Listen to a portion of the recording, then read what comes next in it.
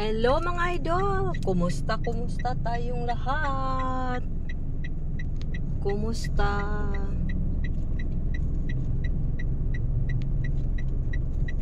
Galing tayo sa isang pagpupulong sa ating tungkulin sa pananampalataya mga idol. Kumusta kayo?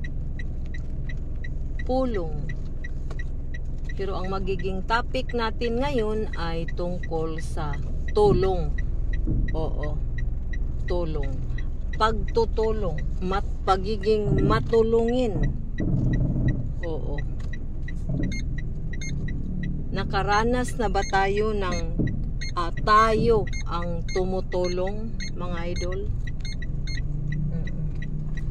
Tulong. Ang ating topic ay tungkol sa tulong.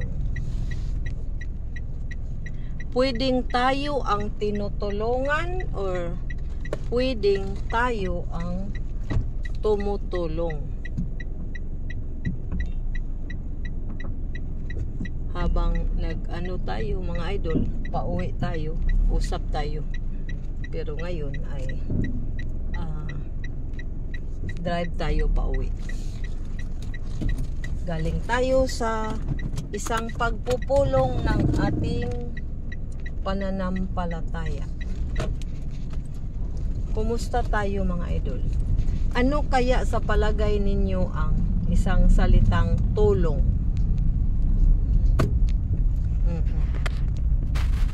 Habang nagdadrive tayo ay usap-usap muna tayo.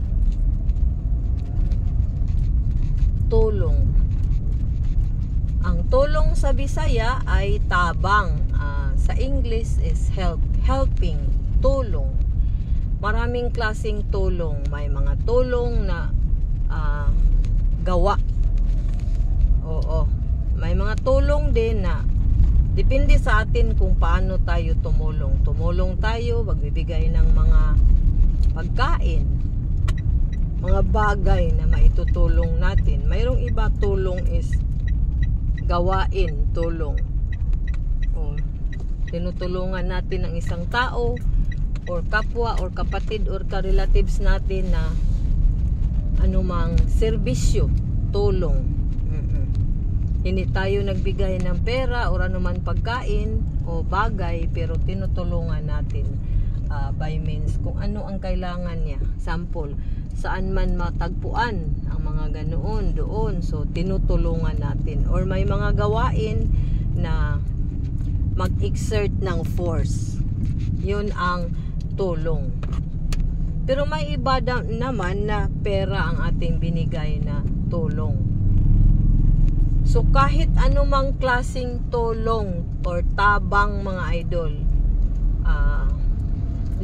nakakalugod iyon sa Panginoon Diyos. Lalong-lalo na kung sa sambahan tayo, sa ating pananampalataya tayo tumulong.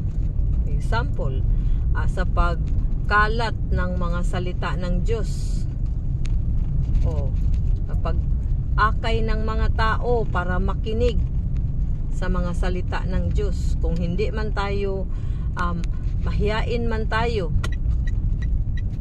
pwede tayong mag-akay ng mga tao at magdala tayo ng may mga kapangyarihan para spread ng salita ng Diyos. Or tulong ng ating kapwa or relatives na nangangailangan talaga ng tunay na tulong. Pero depende na din yun sa atin. Kung nanghihingi ng tulong pero yung mga gusto niyang mga bilhin is yung wants, nasa sa atin na yun. Pero para sa akin is kung manghingi man tayo ng tulong, talagang yung importante, hindi yung hihingi ka man ng tulong pero pang sa bisyo lang or hindi na masyadong kailangan.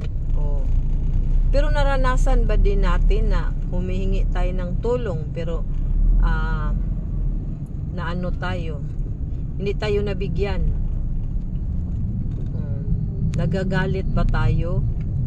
Or minsan ba din naranasan din ba natin na hinihingian tayo ng tulong tapos nagagalit din tayo? pinagalitan natin ang nanghingi ng tulong, tapos binigyan nga pero pinagalitan or sinasaktan ang damdamin. Para sa akin mga idol, kahit hindi man tayo magbigay or magbigay man tayo ng tulong, pero hindi na lang natin saktan pa, marami pang salita pa, pero pwede na din pangaralan, depende yun sa close ba kayo, relatives natin na palagi na lang nanghingi ng tulong, hindi yun pagalitan, pero pagsabihan lang. Oo, kasi minsan din naman ang mga iba nating kapwa ay umaasa na rin lang. At kung tayo ang hihingi ng pabor, ayaw tayong pagbigyan. Pero kung sila ang manghingi ng tulong, okay lang sa kanila, 'di ba? May mga ganun na mga tao, mga idol. Sana hindi tayo ganun. Tulong is tulong-tulungan. Tulungan talaga. Hindi yung tayo lang palagi ang gustong tinutulungan. Pero pag tayo na ang nangangailangan ng tulong, hindi na sila magbigay. Kaya lang, tulong. Kaya nga may salitang tulong, kasi hindi lang puro na lang kabig, dapat magbigay din tayo. Tulong kasi hindi naman nakakasaya yung palagi na lang tayong tumutulong, tapos kung minsan tayo maghihingi ng pabor ay ayaw. Naranasan ba ninyo mga idol na minsan hinihingian tayo ng tulong, tapos bigay tayo agad, pero nung minsan na tayong humihingi lang ng pabor para lang makinig sa salita ng Diyos, hindi tayo pagbigyan. Naranasan nyo ba yun? Oo, pero sa panahon na sila ang humingi ng tulong ay okay lang tayo.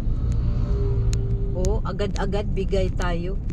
Kaso pag sila na hingi lang tayo ng kunting pabor, hindi naman tayo nang hingi ng pera, hinihingi lang natin na sana makinig siya.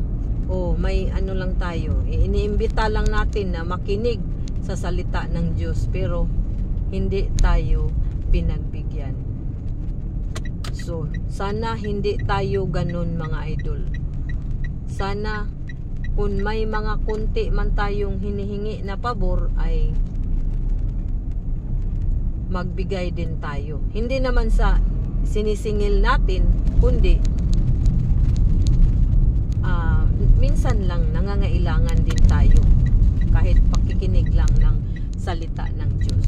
So sana makatulong ang video na ito mga idol, at paki-share na din para mas marami pang may makaalam sa tungkol sa mga salita ng Diyos mga idol.